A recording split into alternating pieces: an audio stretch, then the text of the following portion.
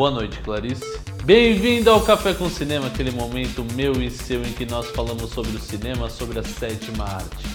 E no vídeo de hoje, como eu falei, nós falaremos sobre um dos filmes de terror mais cultuados do cinema. Um filme estadunidense que chocou a todos quando lançou e justamente a data em que ele foi lançado. Eu estou falando de O Silêncio dos Inocentes. Pois é, lembra no primeiro vídeo que eu comentei sobre filmes de terror, desenvolvimento de filmes de terror de slasher? O Silêncio dos Inocentes, ele traz o terror de algo sombrio, mas também puxa toda aquela tensão de um terror de slasher, de um assassino em série, de um serial killer. Pois é, pega o seu cafezinho, se aconchega, fica bem confortável e se prepara, porque hoje nós falaremos sobre O Silêncio dos Inocentes.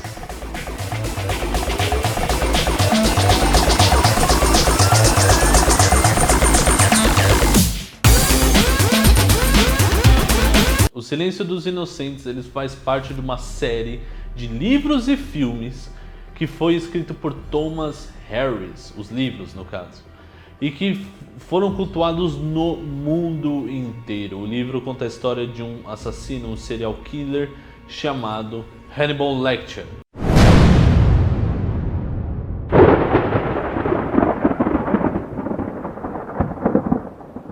Os livros começaram com O Dragão Vermelho, depois Silêncio dos Inocentes, depois Hannibal e depois Hannibal, a Origem do Mal. Essa é a ordem dos livros, se você quer pegar para ler. Já o filme foi um pouco diferente essa ordem. O filme começou primeiro com Silêncio dos Inocentes, depois com O Dragão Vermelho, depois com Hannibal e depois com Hannibal, a Origem do Mal. O primeiro filme, O Silêncio dos Inocentes, ele foi estreado em 1991 e a data que ele foi estreado foi justamente no Dia dos Namorados de 1991. Olha que filme gostoso para você assistir com seu amor, com a sua pessoa querida. Um filme de terror que choca até hoje. Foi lançado nos Dias dos Namorados de 1991, mas isso não impediu o sucesso imediato do filme. Isso porque o tema tratado em si é um tema muito curioso, além do sucesso dos livros. O diretor, ele soube trabalhar muito bem com a linguagem cinematográfica para trazer atenção, além das atuações incríveis de Anthony Hopkins e Jodie Foster. Pois é, o filme rendeu 5 Oscars. 5. E aqui está a primeira curiosidade que eu vou falar do filme, é que O Silêncio dos Inocentes é o único filme de terror, o único, na história toda do cinema, é o único filme de terror a ganhar o Oscar de melhor filme. Ele ganhou o Oscar de melhor roteiro adaptado, ganhou o Oscar de melhor atriz, ganhou o Oscar de melhor ator, melhor direção e melhor filme. We're interviewing all the serial killers now in custody for a psychobehavioral profile. Could be a real help in unsolved cases. You spook easily, Starling? Not yet, sir. O Oscar de melhor ator foi justamente para Anthony Hopkins. E aqui está outra curiosidade. Você sabia que no filme Silêncio dos Inocentes, Anthony Hopkins, ele só aparece 16 minutos no filme inteiro. Hannibal Lecter só aparece 16 minutos no filme inteiro. Isso foi mais do que suficiente para dar a Anthony Hopkins o Oscar de melhor ator.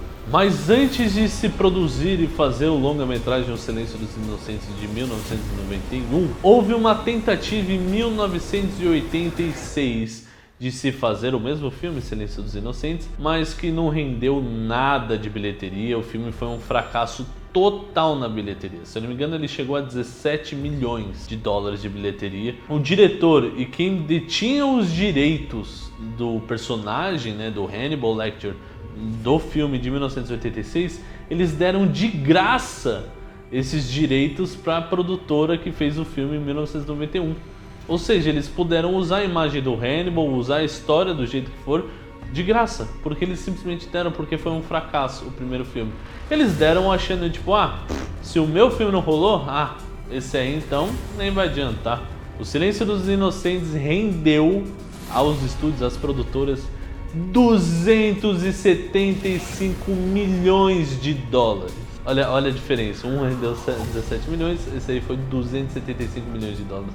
Justamente por aquilo que eu falei no começo desse vídeo, pela linguagem cinematográfica usada, pela atuação de Anthony Hopkins, pela atuação de Jodie Foster.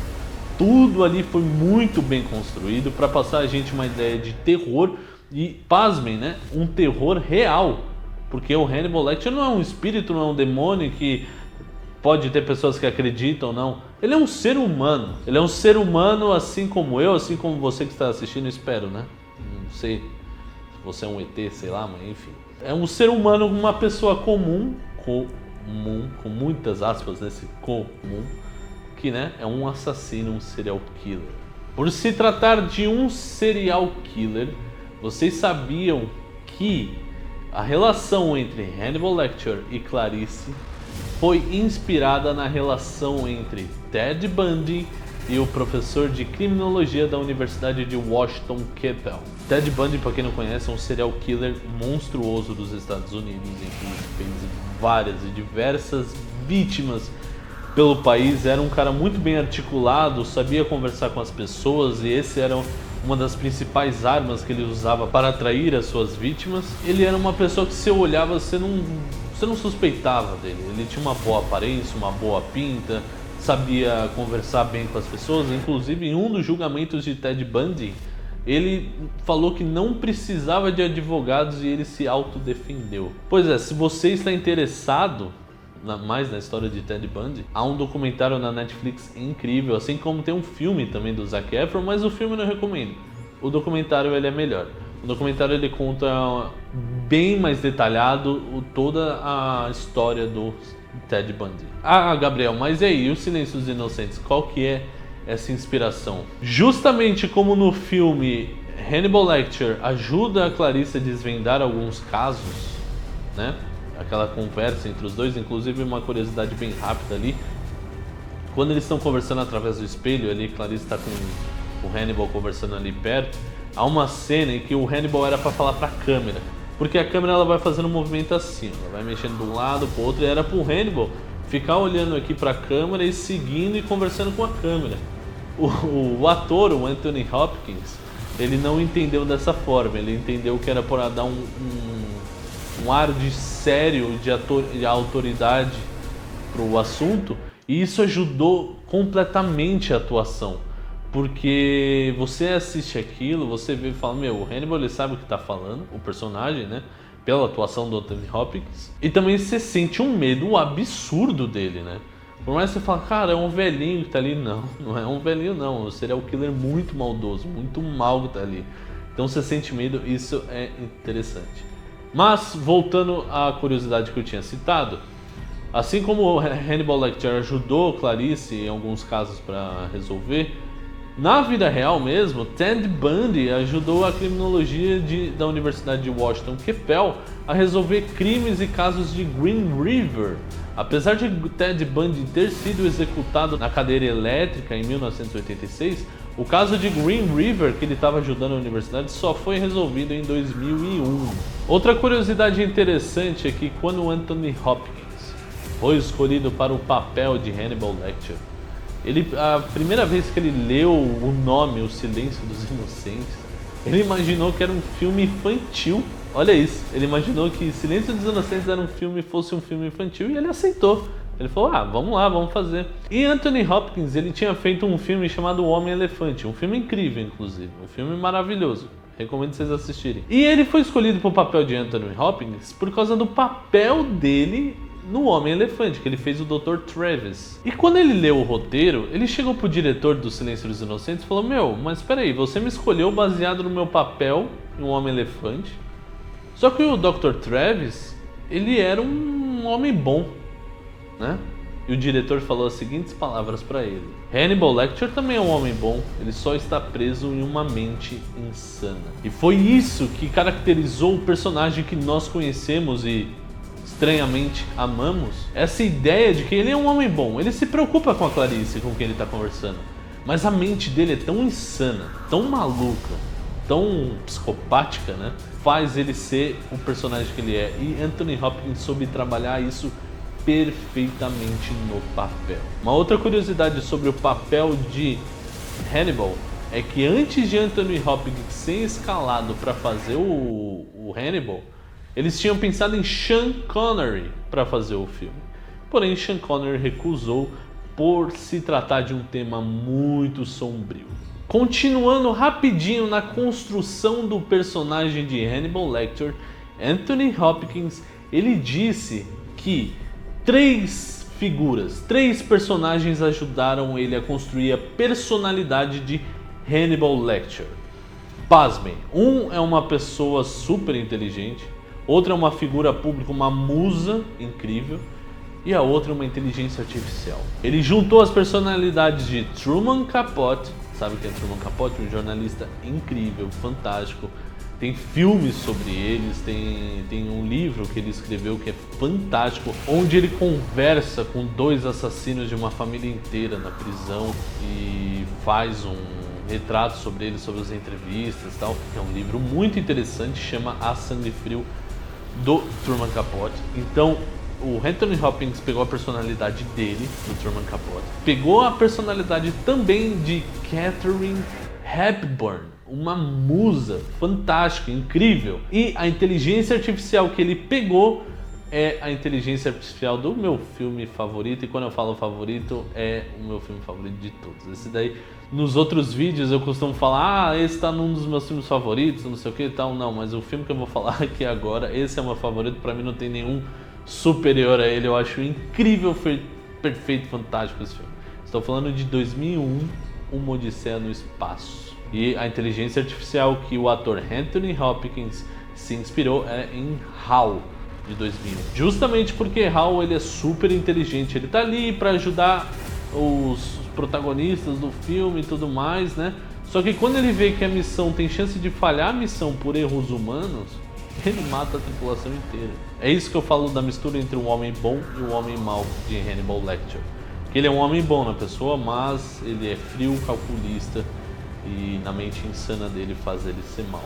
É o HAL, um pouquinho do HAL ali no personagem do Hannibal Lecter. Outro fato interessante é que, lembra no começo desse vídeo aqui mesmo, que eu falei, boa noite, Clarice? Pois é, você deve estar se perguntando, não é boa noite, Clarice, é olá, Clarice. Hannibal Lecter nunca falou olá, Clarice no filme. Ele falou boa noite, Clarice. E não sabe o porquê, o que diabos, se é efeito Mandela, se é alguma coisa assim. Todo mundo acha que ele fala olá, Clarice. Mas na verdade é um boa noite, Clarice. Ainda tratando do personagem de Anthony Hopkins, Hannibal Lecter, sabe aquele sonzinho irritante que ele faz? Aquele sugadinho que ele faz o filme inteiro e que você fica tipo, para com isso, fica com raivinha, irritado. O ator Anthony Hopkins, ele inventou isso na hora da gravação. Foi um improviso total dele, em que ele fez no estúdio, todo mundo da produção adorou, só o diretor que não. O diretor inclusive ficou irritado com ele. E foi aí que Anthony Hopkins olhou e falou, opa, é essa a reação que eu quero provocar com esse som. E ele deixou no personagem o resto do filme. Tratando aqui sobre a relação de Hannibal Lecter e Clarice Starling, sabe quando Jodie Foster, ou seja, Clarice, vai conversar com Hannibal Lecter e ele zomba do sotaque sulista da Clarice? Pois é, isso também não estava previsto no roteiro. Isso foi improvisação do fantástico ator que é Anthony Hopkins. O ator ali no personagem, naquela mistura de Truman Capote, Katharine Hepburn e HAL de 2001, Uma Odisseia no Espaço, sentiu que aquele personagem, que o Hannibal Lecter deveria zombar do sotaque sulista da personagem Clarice, a personagem de Jodie Foster. E isso caiu tão bem que resolveram deixar. Num primeiro momento, Jodie afirma que houve um susto, que tipo, meu, qual é a sua? O que você tá fazendo? Né? Inclusive é o sotaque da própria Jodie, esse sotaque sulista. Ela não quis jogar pra personagem. Acabou saindo naturalmente esse sotaque dela sulista. Mas quando ela percebeu que a cena continuava do baque do susto, que a cena continuou, que não pararam a gravação, disseram corta, e continuaram gravando, e ela percebeu que aquilo na verdade era uma mão do Anthony Hopkins para ajudar ela ali na interpretação e criar melhor essa relação entre Hannibal e Clarice, ela agradece até hoje Anthony Hopkins por isso, porque não graças somente a isso, claro, mas Jodie Foster agradece até hoje porque ela viu ali que ela pôde desenvolver o personagem, um caminho para ela seguir o desenvolvimento da personagem dela, e claramente rendeu o Oscar a Jodie Foster, né? O Oscar de melhor atriz. Não estou falando aqui que o Oscar de melhor atriz para Jodie Foster é exclusivamente graças ao Anthony Hopkins. Não, estou falando disso. O trabalho da Jodie Foster é incrível, é fantástico. Eu só estou falando que houve uma ajuda naquele momento, naquela cena, para a personagem de Jodie Foster. Uma outra curiosidade interessante sobre o filme O Silêncio dos Inocentes é que, sabe aquela mariposa que a gente tanto ama, que é tão famosa do Silêncio dos Inocentes? Sabe aquele crânio que está desenhado na mariposa? Pois é, e se eu te falar que aquilo não é um crânio e que aquilo não existe na mariposa real? Não existe aquele crânio. Aquilo é uma homenagem a um desenho de Salvador Dalí, o pintor surrealista, também cineasta surrealista, artista surrealista, que chama Involuptus Mors. Aquilo ali é para ser um desenho de 7 mulheres juntas, nuas, em que elas se formam um crânio humano. Só que as pessoas chutam e falam, é um crânio, e isso tem na mariposa, tal. Aquilo é uma homenagem a Salvador Dalí. A última curiosidade que eu venho trazer aqui para vocês é que você sabia que no processo de criação do personagem, não criação específica, mas na interpretação, para achar uma voz para a personagem de Jodie Foster, a Clarice, ela ficou com o FBI trabalhando, estudando, desenvolvendo aquilo como caçar serial killers, como ir atrás. Ela fez um trabalho intenso, uma imersão absurda com o FBI. Os federais que ajudaram ela diziam que ela ficava assim estudava tanto que dava muita dor de cabeça para ela. Ela ficava extremamente cansada, mas que eles resolveram ajudar a Jodie Foster nesse papel e trabalhar com ela, desenvolver esse lado de investigadora para ajudar na personagem, para dar voz à personagem de Clarice, porque isso ajudou eles a entender e desenvolver melhor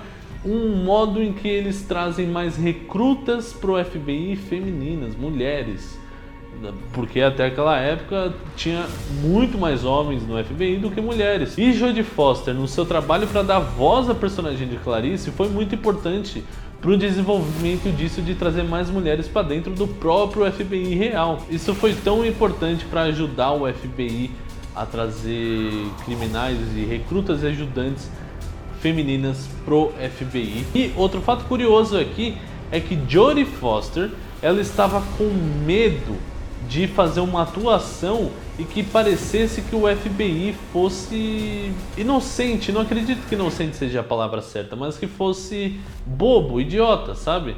Que parecesse que não conhecesse muitas coisas, que quem sabe mais mesmo é o criminoso. Ela lutou muito, ela desenvolveu isso com os próprios federais que ajudaram ela para evitar isso no filme. Porque claramente no filme Clarice vai conversar com o Hannibal para caçar um outro serial killer, né? Então ela quis evitar que parecesse que eles não sabiam de nada, que eles não sabiam que caminho cair. Jodie Foster soube trabalhar isso genuinamente, né? Não é à toa que nós vemos ela lidando bem a situação com o Hannibal Lecter. É uma personagem que nos cativa extremamente, que a gente fica ali tenso e preocupado com ela diante das situações em que ela se mete, né? Seja tanto com o Hannibal ou com o Buffalo Bill, né? Então é isso, pessoal, muito obrigado por ficar até aqui nesse vídeo. Se você gostou, por favor, deixa aquele like aqui embaixo, que isso ajuda demais a eu continuar trazendo conteúdos para vocês. Se inscreva no canal, ative o sininho para sempre que eu lançar vídeos novos ou trazer alguma novidade para vocês ficarem sabendo de primeira mão. Não esqueça o link aqui na descrição da loja do Café com Cinema se você quer canecas como essas ou do Silêncio dos Inocentes. Pois é, temos agora, se você entrar agora Na loja do Café com Cinema nós temos estampas incríveis de canecas, camisetas e moletom do Silêncio dos Inocentes. Entra lá agora e garanta já a sua, porque elas ficam por tempos determinados, tá bom? Então depois de um tempo não vem falar, ah, putz, eu queria aquela camiseta tal.